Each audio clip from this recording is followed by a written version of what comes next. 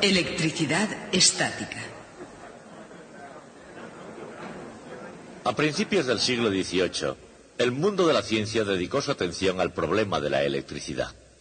Había una buena razón para ello. Hubo muchos científicos por entonces que ganaban su sustento dando conferencias, o bien como itinerantes que iban de ciudad en ciudad y hablaban ante cualquiera que hubiese comprado una entrada. O bien eran profesores universitarios. En ambos casos tenían que atraer al auditorio. Por supuesto, hoy los profesores tienen un público garantizado, pero eso se debe a la obligatoriedad del curso, que fue un invento muy posterior. En cualquier caso, aquellos científicos tenían que atraer al auditorio y con ese fin necesitaban hacer demostraciones ostentosas, y la electricidad era justamente perfecta para eso. Una demostración típica de esa época era conseguir a un pilluelo de la calle, un chiquillo de 8 o 9 años. Lo amarraban bien al techo con hilos de seda. Lo cargaban eléctricamente con una máquina electrostática y hacían que la gente le sacara chispas de la nariz. Yo quería haberles hecho esta demostración, pero todos los golfillos estaban ya ocupados. Así que en vez de eso tendré que hacerlo con estas cosas. Pero antes de ningún experimento, quisiera explicarles algunos principios sencillos de electricidad. Esta tarde quiero mostrarles algunas cosas insólitas con objetos comunes que usamos normalmente. Aquí tenemos a primera una vista, baraja. El profesor científico y el ilusionista en escena parecen tener poco en común. Cartas. 52, ¿las han contado? Y sin embargo, no hay duda de que cada uno de ellos podría aprender algunos buenos trucos del otro. Buscamos los dos reyes negros. No tenemos más que hacer así. A lo largo de las etapas de la historia, si una persona ejercía la ciencia o la brujería, dependía frecuentemente del punto de vista del observador. Muy bien. Un as rojo que, si no me equivoco, creo que está exactamente en la mitad del mazo. Por lo tanto, lo que tengo que hacer es cortar la baraja por la mitad. Muy bien. Tanto si se trata de pura ciencia como de pura trampa, los antiguos griegos se dedicaban a ella con pasión. Eran tan rápidos en la ciencia como en los deportes, y muy pronto hicieron un asombroso descubrimiento sobre la naturaleza de la electricidad. Una simple varita de resina. La froto sobre el conejo. Algunos materiales actúan como una varita mágica cuando se frotan con una piel de conejo y atraen pequeñas partículas de materia.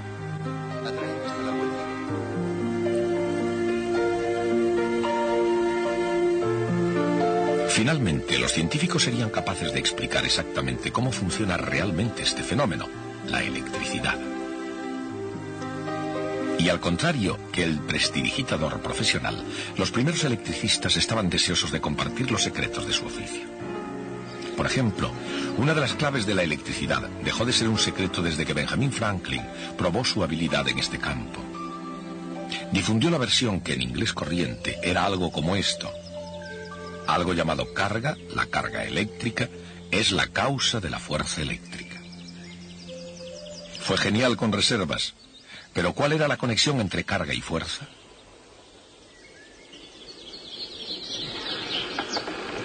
Tanto en la ciencia como en la magia, la elección del momento adecuado lo es todo. Y en Francia, Charles-Augustin Coulomb apareció con la respuesta.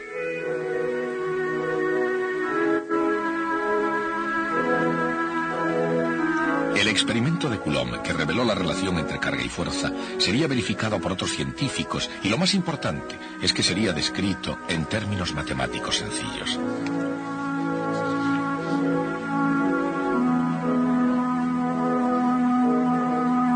La ley de Coulomb establece que la fuerza eléctrica es directamente proporcional al producto de las cargas e inversamente proporcional al cuadrado de la distancia entre ellas.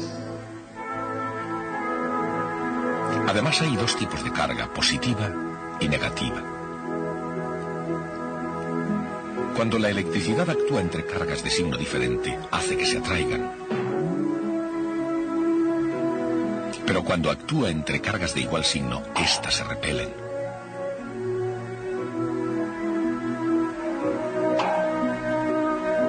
Conforme a la ley de Coulomb, la fuerza que dos cargas ejercen sobre una tercera es la suma vectorial de las fuerzas que cada una de ellas ejercería por separado.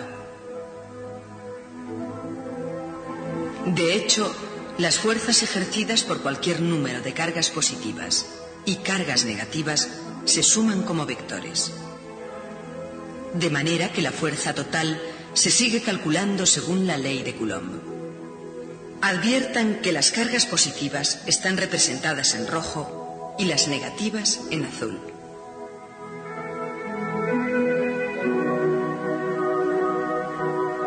La carga eléctrica ejerce a la vez que experimenta la fuerza eléctrica. Y la fuerza eléctrica obedece a la ley de Coulomb. Parece tan simple como un aparato eléctrico del siglo XVIII. Y parece como si eso fuera todo lo que hay. Pero las cargas eléctricas no existen aisladas. Por el contrario, la electricidad reside en la materia, los sólidos, líquidos y gaseosos del universo. Y no importa en qué forma, sólido, líquido o gas, la materia misma es esencialmente eléctrica por naturaleza. De manera que para entender la electricidad, uno debe primero llegar a un acuerdo con respecto a la materia. Por otro lado, para entender la materia, uno debe primero captar los fundamentos de la electricidad. De hecho, ninguna de las dos puede entenderse sin la otra.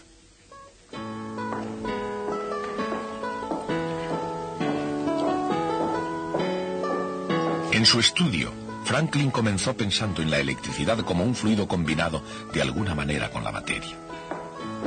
Si había demasiado fluido, suponía la materia cargada positivamente con fluido eléctrico. Si había demasiado poco fluido, suponía que la materia estaba cargada negativamente de electricidad.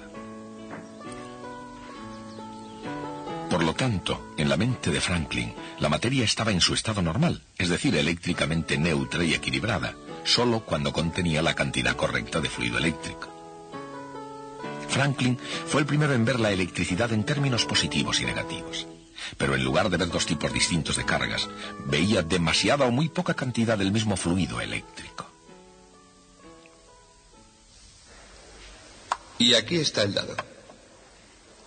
En buenas manos, el simple fluido eléctrico de Franklin se convirtió en dos tipos de carga eléctrica. Y de estos dos, otros dos. Desaparecen de uno en el cubilete de forma... A la larga y acumulando conocimientos pieza a pieza, los científicos pudieron ponerlos juntos como una única estructura cuyos bloques básicos de construcción son átomos unidos por carga eléctrica positiva y negativa.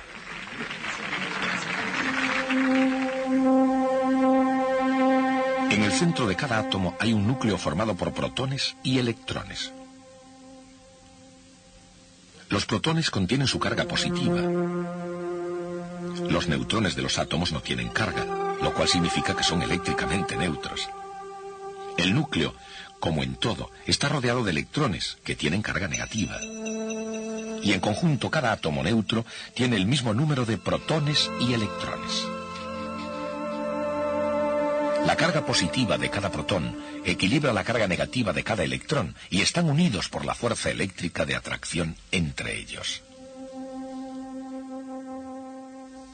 Desaparecen de uno en el cubilete de forma bastante misteriosa. Cuando vuelven a aparecer... Pero esta acción bastante especial de equilibrar, como cualquier otra acción, no siempre es perfecta. En realidad, no todos los átomos son neutros. Algunos tienen demasiados electrones o demasiado pocos, en cuyo caso reciben el nombre de iones.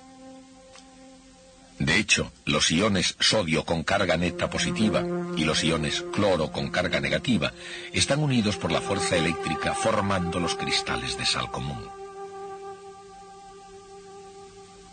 Pero ya sea que sus átomos estén ionizados o no, los sólidos, los líquidos o los gases, toda la materia del universo está unida por la fuerza de la electricidad. Con una simple moneda. Por ejemplo, y de todas las formas de materia, ninguna muestra los efectos de la electricidad más claramente que los metales. Por otra de oro macizo. Oro. La materia de la que están hechos los sueños.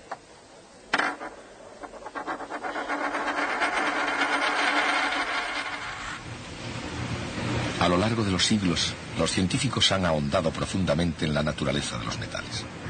Y en su búsqueda han encontrado que todos los metales tienen propiedades parecidas. En primer lugar, todo metal es maleable y dúctil con capacidad de cambiar de forma sin romperse. Otra propiedad secular es la del brillo, el grado con el que un metal luminoso refleja la luz. Durante mucho tiempo fue así.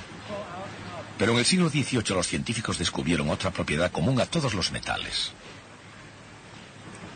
Hoy se llama conductividad, la capacidad de conducir electricidad.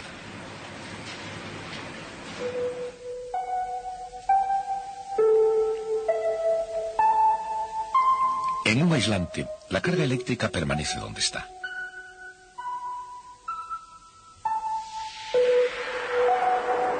Pero en un metal se extiende instantáneamente, es decir, el metal conduce electricidad. En un nivel más profundo, esto es lo que sucede. Se puede considerar cada átomo de un metal como un ion positivo con uno o dos electrones exteriores débilmente ligados. Cuando dos átomos metálicos están muy próximos, los electrones más exteriores pueden pasar fácilmente de uno al siguiente. A medida que se agregan más átomos, los electrones pueden moverse a grandes distancias. Esos electrones móviles son conocidos como electrones de conducción y dan a los metales sus propiedades especiales. De esa manera, todos los metales son conductores eléctricos, porque todo metal es como una molécula gigante en la que un número de electrones están compartidos por igual entre todos los átomos. Se puede representar como una estructura de iones cargados positivamente, pegados por un fluido de electrones móviles.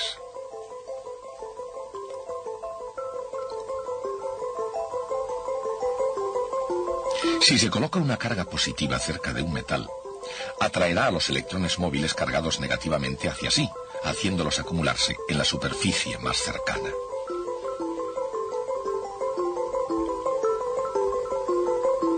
El resultado es que quedan iones positivos netos no equilibrados por electrones en la superficie más alejada.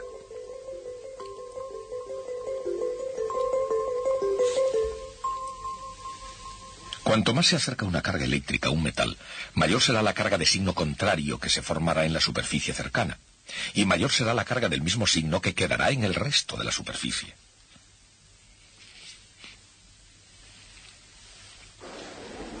Y ahora una cajita sorprendente, pero no quiero que puedan pensar que está trucada. Estas propiedades se utilizan en un instrumento científico que puede parecer mágico.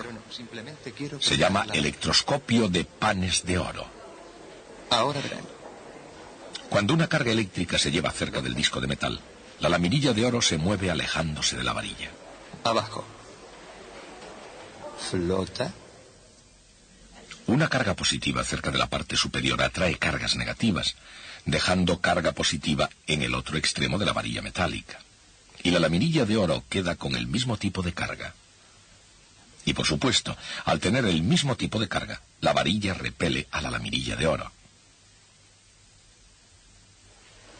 Cuando se quita la vara, la laminilla cae de nuevo hacia abajo, a menos que la carga se transfiera al disco mediante contacto físico. Abajo. Flota. Quieta. El contacto físico deja a la varilla y a la laminilla de oro con un exceso neto de carga, y la laminilla permanece levantada. Pero vuelve a caer de nuevo con un roce de la mano. Abajo. La mano, que es ella misma un conductor, conecta la columna a la caja del electroscopio. ¿Dónde ha ido a parar esa carga extra?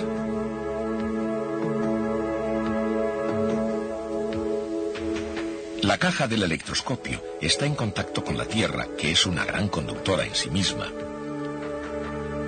Cuando se hace contacto, el electroscopio, como cualquier otro conductor, comparte su carga, liberando la mayor parte hacia el cuerpo más grande.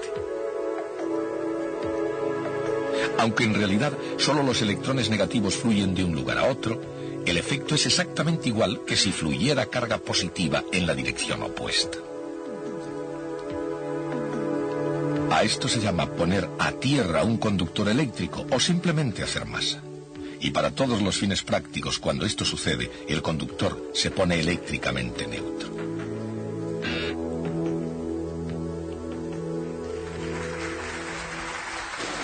Gracias.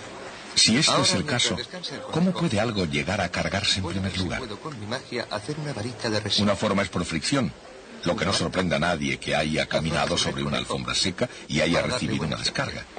Pero hay medios más efectivos para cargar por fricción. 2, 3. He desarrollado una carga estática de modo que el papel se adhiere a ella como por magia.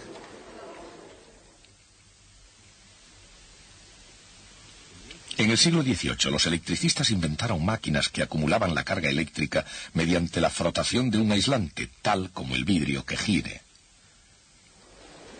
Y ahora una cosita que encontrarán electrizante. Es una cortesía de mi buen amigo el señor Van de Graaff. Démosle un poco de energía. En el siglo XX, Robert Van de Graaff utilizó el mismo principio. Las cargas permanecen quietas en la superficie de un aislante, para subir en una nueva vuelta. Aquí abajo, una transportadora lleva la carga hacia arriba, hasta la parte superior de la máquina, donde la carga es transferida al interior de la cúpula del metal.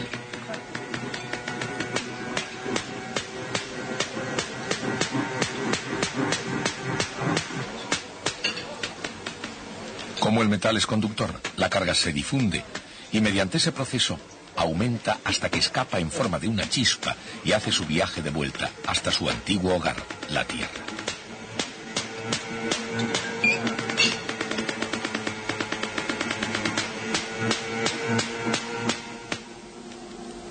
Pero la máquina de Van de Graaff tenía muchas más posibilidades que el mero truco de encender el interés del auditorio de un cabaret.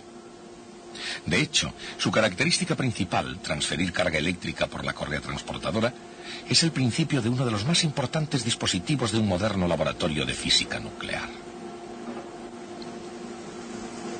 Esta robusta cámara amarilla, conteniendo gas a alta presión, está diseñada precisamente para evitar que salten chispas.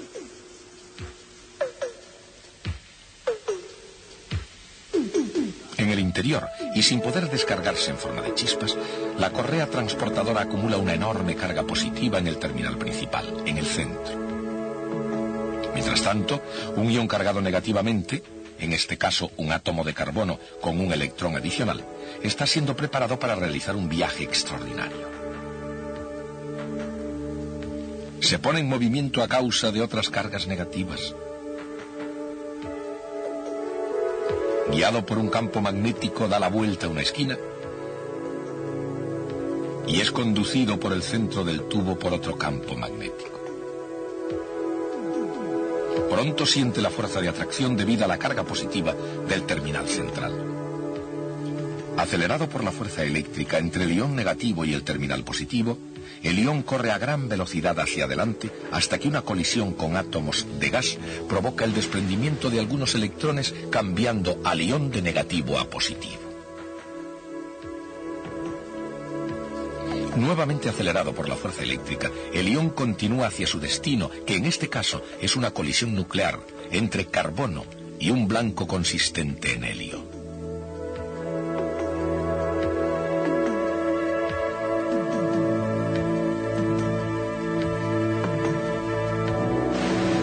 Esta máquina extraordinaria se llama acelerador tándem de Van de Graaff porque utiliza la enorme carga desarrollada por el generador de Van de Graaff no una vez, sino 2 veces.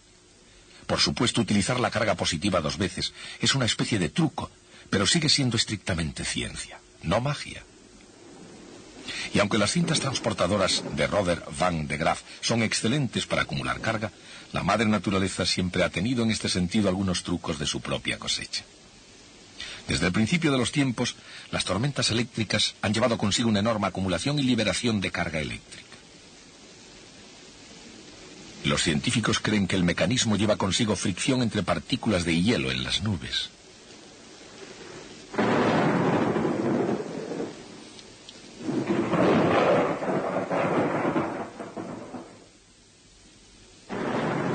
Pero la fricción no es el único modo por el cual se puede transferir carga. Pero si cargo el soporte... Esta placa de metal parece cargarse con solo tocarla. Notarán una reacción increíble. No es magia, pero hay un truco en ello.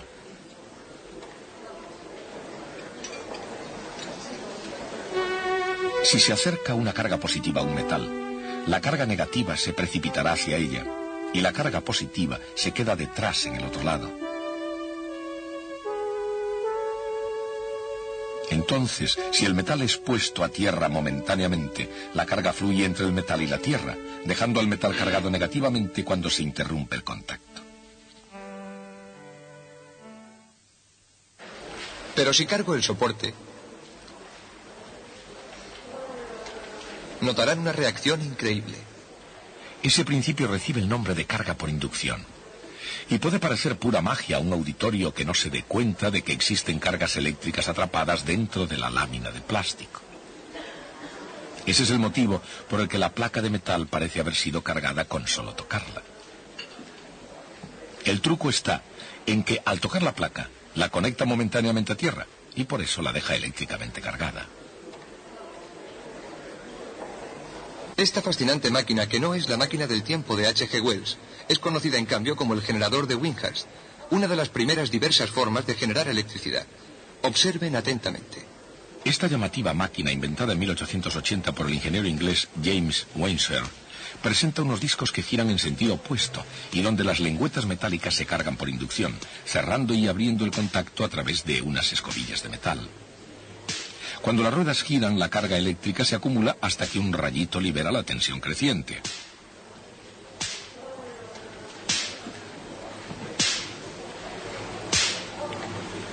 Uno de los secretos del éxito de la máquina de Wenshaw es el dispositivo que utiliza para almacenar carga eléctrica.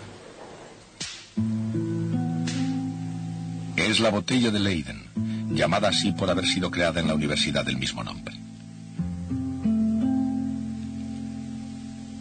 El principio en que se basa esta botella es tan sencillo como el dispositivo mismo. En una botella de Leyden, el interior y el exterior son de metal, separados por el vidrio de la botella.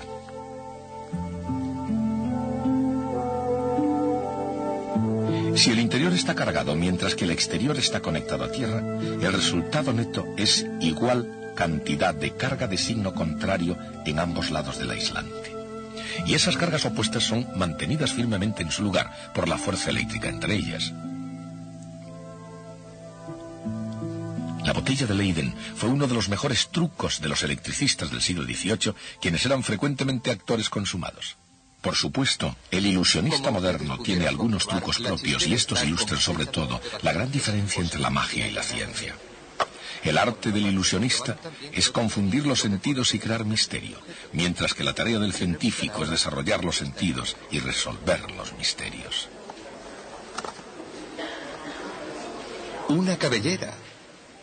Si esto les ha decepcionado, tal vez pueda transformarlo en el conejo que están ustedes esperando.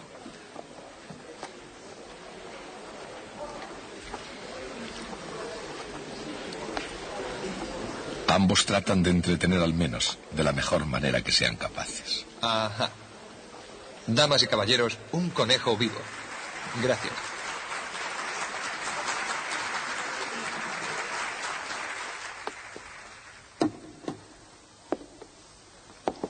Yo quería mostrarles que la electricidad puede ser realmente útil. De manera que cuando esta amiga me dijo que quería cortarse el pelo, pensé que podría hacerlo con esta máquina de Van de Graaff. Tranquila, que esto no duele. Allá vamos. Observen lo que ocurre cuando yo giro esto.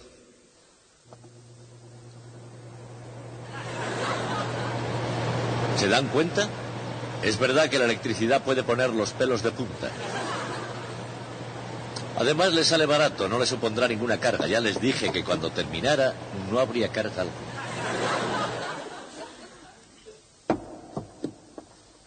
Pero este es un generador electrostático de tipo diferente. Trabaja por inducción, cerrando y abriendo contactos.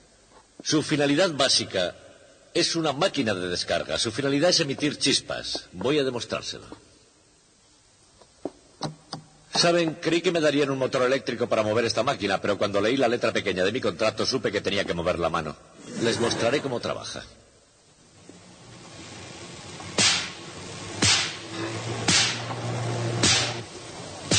Eso es. Es una máquina de producir rayos. Es bastante peligrosa. Si yo la sujetara por un sitio incorrecto en un momento indebido, podrían perder un profesor. O como mínimo aprenderían algunas palabras que no están en el programa. El físico holandés Van Marum hizo construir la máquina más grande de este tipo que jamás haya existido. Con mucha anterioridad a los trabajos de Windsorst y de Van de Graaff en Holanda, Martinus Van Marum, en las 2 últimas décadas del siglo XVIII, experimentó con el generador electrostático más grande que haya sido construido. Fue fabricado para Van Marum por un fabricante de instrumentos, un inglés llamado John Caberson. La máquina gigante de Van Marum utilizaba un grupo de 100 botellas de Leyden. Sus discos rotativos tenían más de 6 pies de diámetro y podían lanzar un rayo a una distancia de más de 2 pies de longitud, casi 70 Era una centímetros. especie de dinosaurio electrostático. El punto final de la evolución del generador electrostático del siglo XVIII. Y pocos años después se extinguió, porque en Italia, Alejandro Volta había inventado un dispositivo que era más elegante y práctico, algo que llevaría la electricidad a una nueva era, la pila eléctrica. Trataremos el tema de la pila eléctrica próximamente, pero antes de eso me gustaría hablarles a ustedes de otra nueva idea.